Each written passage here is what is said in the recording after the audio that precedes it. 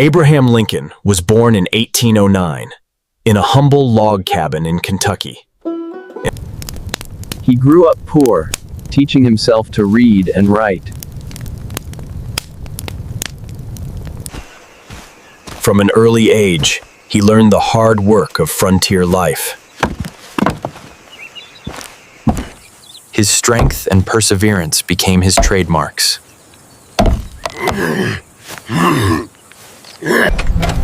Life demanded resilience and discipline.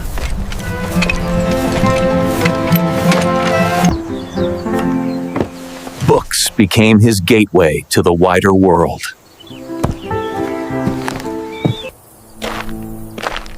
He walked miles to borrow knowledge, hungry to learn. Though his formal education was brief, his ambition was limitless. As a teenager, he earned money ferrying people across rivers. Even then, he dreamed of something greater.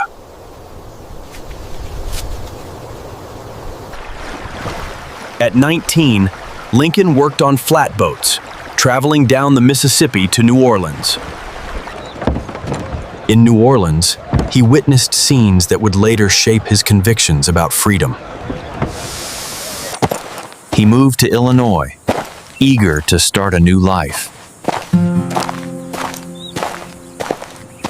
Honest and hardworking, he became known as Honest Abe. He honed his voice at public debates and town meetings. Determined, he taught himself law.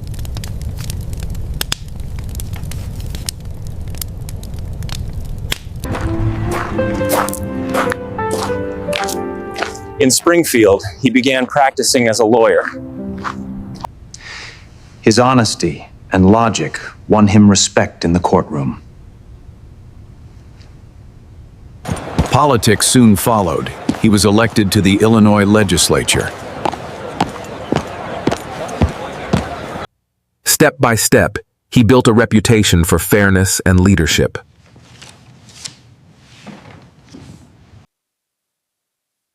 At a Springfield party, he met Mary Todd, a spirited young woman. Despite differences in background, they shared ambitions and ideals. Their courtship was rocky. Lincoln even broke off their engagement once. But love prevailed. They wed in 1842. Family life grounded him, though sorrow would strike later.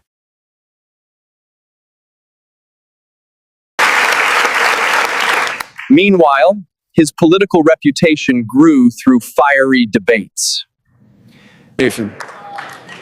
He served a term in the U.S. House, opposing the Mexican War. Afterward, he returned to law, always honest, always fair. But the issue of slavery was dividing the nation.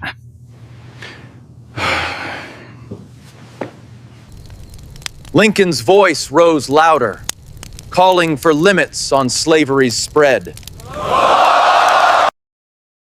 In 1858, Lincoln faced Senator Stephen Douglas in legendary debates. He argued slavery must not spread to new territories. Douglas defended popular sovereignty. The people should decide. The debates captured the nation's attention. Though he lost the Senate race, Lincoln gained national recognition. By 1860, the Republican Party looked to Lincoln as its candidate.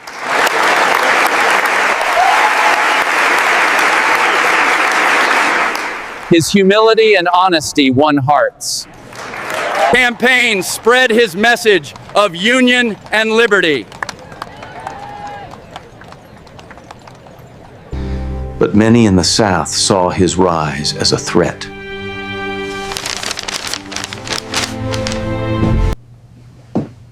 In November 1860, Abraham Lincoln was elected the 16th president.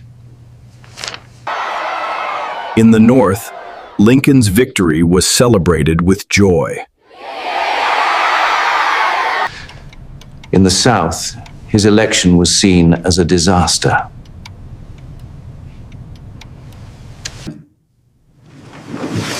South Carolina was the first state to secede. The headlines spread fear across the nation.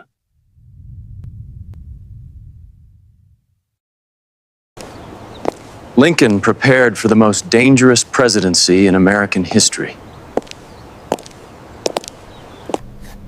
He worked tirelessly to reassure the Union of his intentions.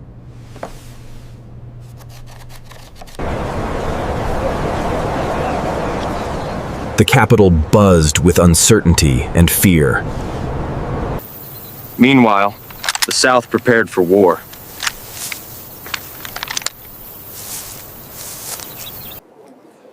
In February 1861, he bade a heartfelt farewell to his hometown.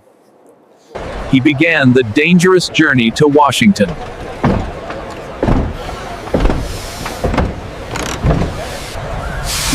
His train journey east drew thousands of curious citizens.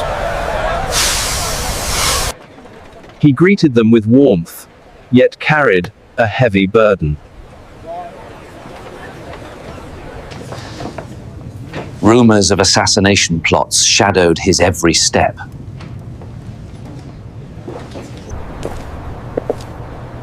He slipped into Washington under tight security. The unfinished Capitol symbolized a Union in peril. On March 4, 1861, Abraham Lincoln took the oath of office. The nation watched, filled with both hope and unease. We are not enemies, but friends. But in the South, the Confederate States of America was born. The storm of civil war was about to break. In April 1861, Confederate guns opened fire on Fort Sumter.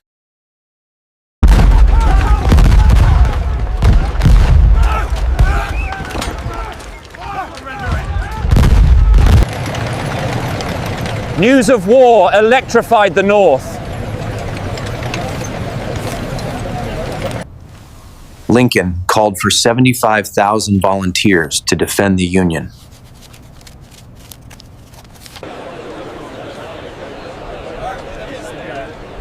Tens of thousands rushed to answer the call. The Confederacy chose Richmond as its capital. Jefferson Davis rallied his people to the Southern cause.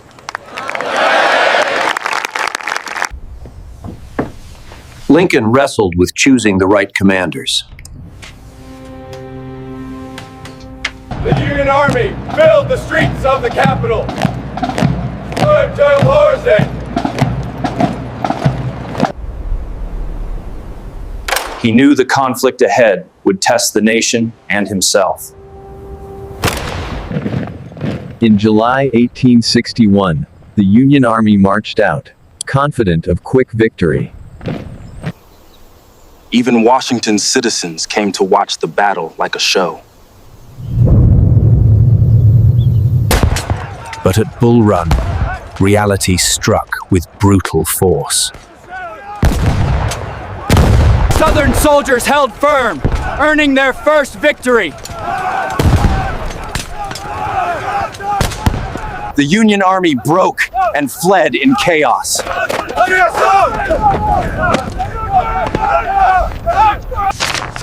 The news stunned Washington and the president. casualties filled hospitals, revealing the true cost of war. The press lashed out, blaming generals and doubting victory.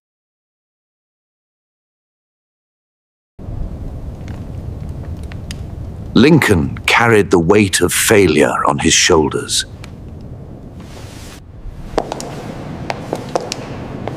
He knew this war would not be quick or easy.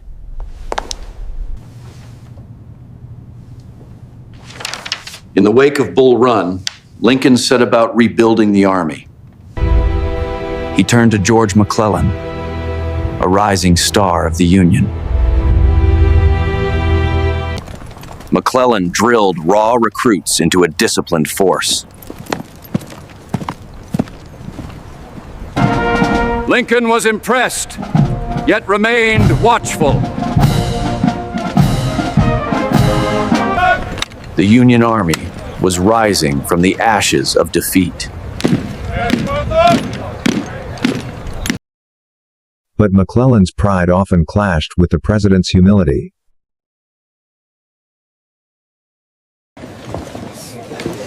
Lincoln gave his time to the wounded, a father to his people. Privately, McClellan mocked Lincoln, calling him unfit. Lincoln endured insult for the sake of the Union.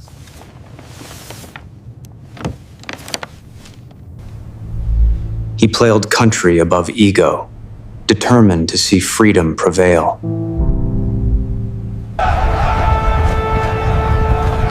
McClellan built one of the largest armies the nation had ever seen. Lincoln visited the camps, offering encouragement. But McClellan insisted he needed more time, more men.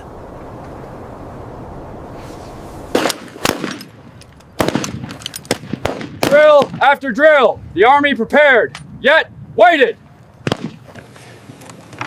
In Washington, lawmakers grew restless. Lincoln felt the weight of both war and politics pressing on him. Meanwhile, the Confederacy grew stronger with each delay.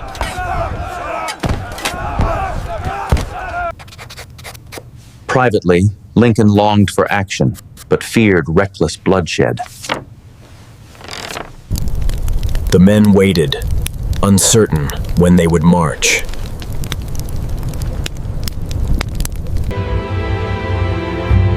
He knew the Union's survival rested on every choice he made.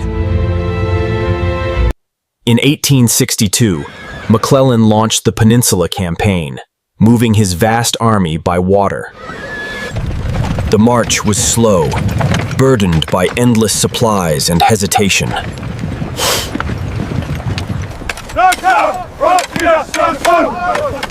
The Confederates braced to defend their capital. Lincoln awaited word, growing impatient. McClellan had numbers, but hesitated at the edge of victory. He exaggerated enemy strength, asking again for reinforcements.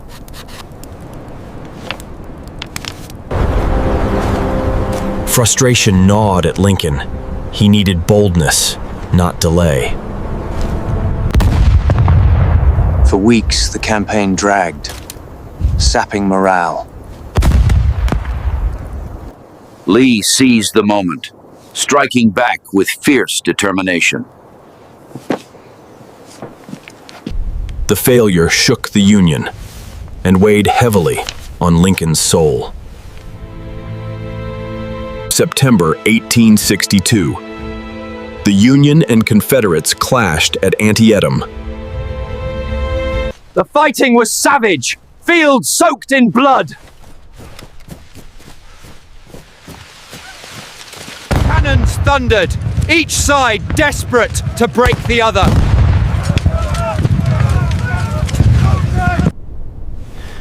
Lincoln followed the battle from Washington, praying for a decisive victory. By nightfall, Antietam became the bloodiest single day in American history. McClellan claimed success, but failed to finish the job. The cost was staggering, yet Lincoln saw an opportunity. He unveiled a bold decision, the Emancipation Proclamation.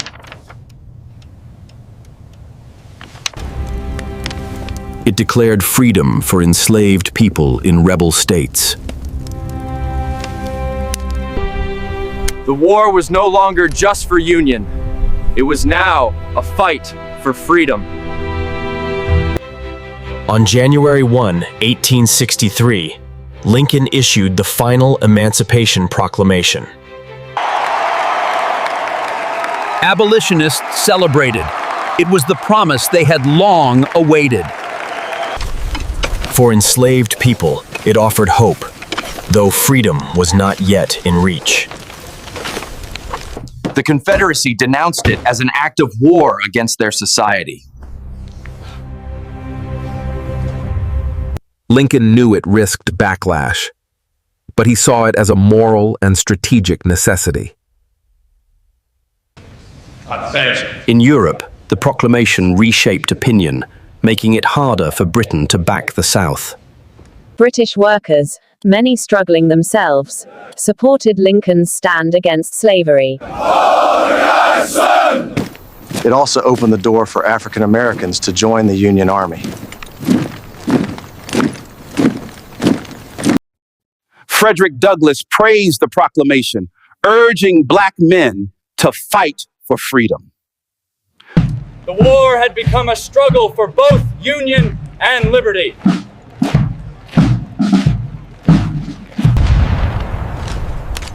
At Gettysburg, the nation faced a decisive and costly battle. Union soldiers held the line, despite staggering losses. Lee's army retreated, never again to threaten the North so deeply. Lincoln visited the field, deeply moved by the sacrifice.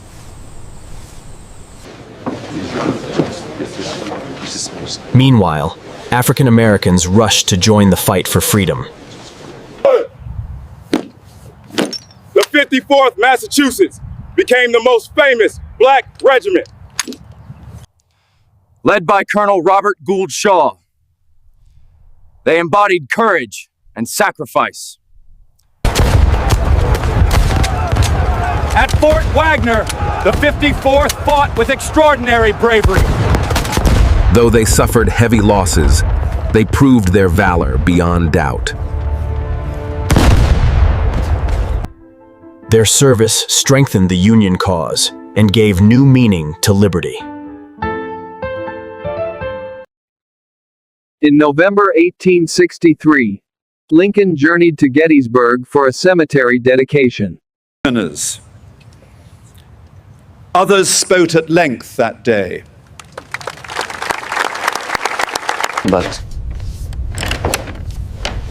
But Lincoln's few words would echo through the ages. 77 years ago,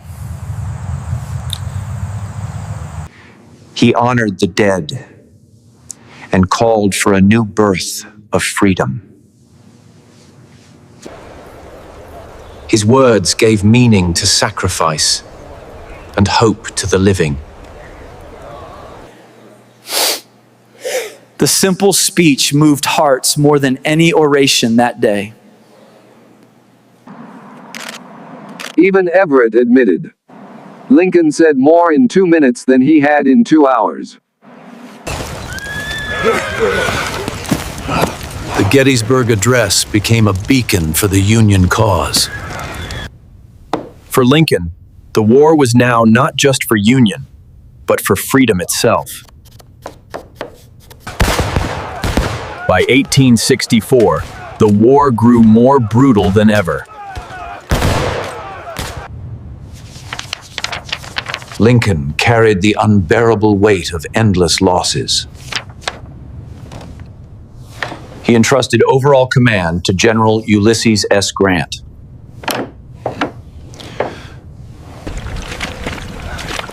Grant pursued relentless campaigns, grinding down Confederate forces. Lincoln often visited the wounded, offering words of comfort. His cabinet was divided, and political enemies circled. Many doubted his chances for re-election.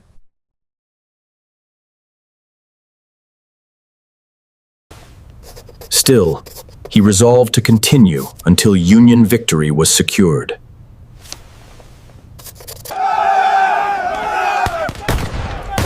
A turning point came as Union armies captured Atlanta.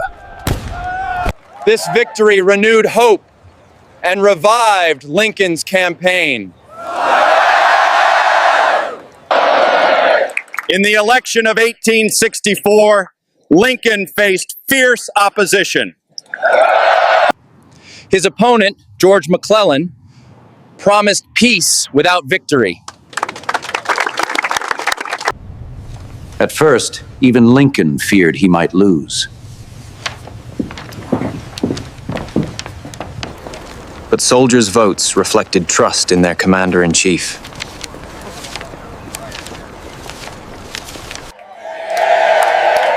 Lincoln won re-election by a wide margin.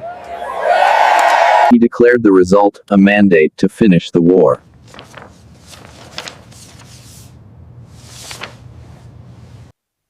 He also began to speak more openly of black suffrage. In the South, leaders clung desperately to their cause.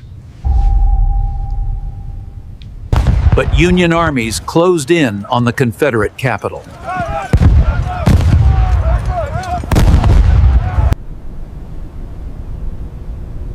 The end of the long, bloody struggle drew near. In April 1865, Union forces finally captured Richmond. Confederate leaders fled as their government collapsed. Lincoln entered Richmond, greeted by the newly freed. He told them to stand, reminding all that freedom was theirs. Their meeting at Appomattox Courthouse signaled the end of major combat operations. The war was over.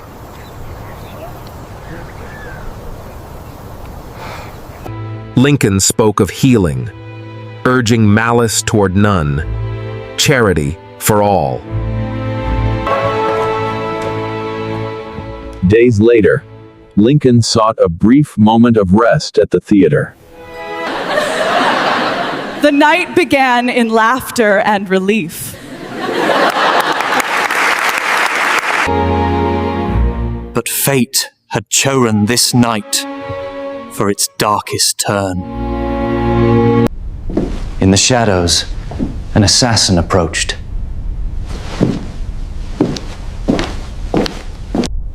That night, a man entered the presidential box. Events would change the nation. At point-blank range, he fired.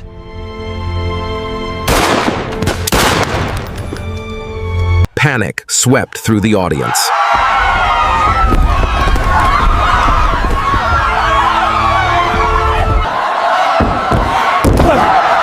Sic semper tyrannis!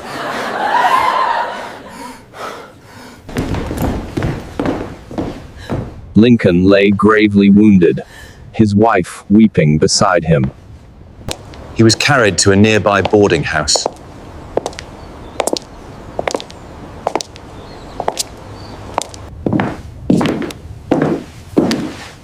Through the night, physicians fought to keep him alive. At 7:22 a.m., Abraham Lincoln passed away.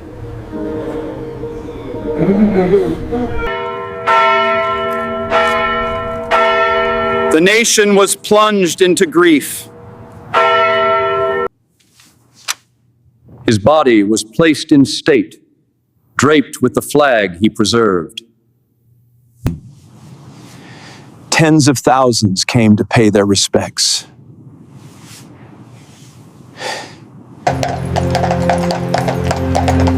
A solemn procession carried him through the capital.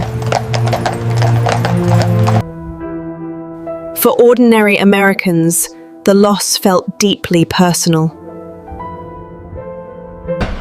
His funeral train journeyed over 1,600 miles to Springfield. Everywhere, people laid flowers and bowed in silence.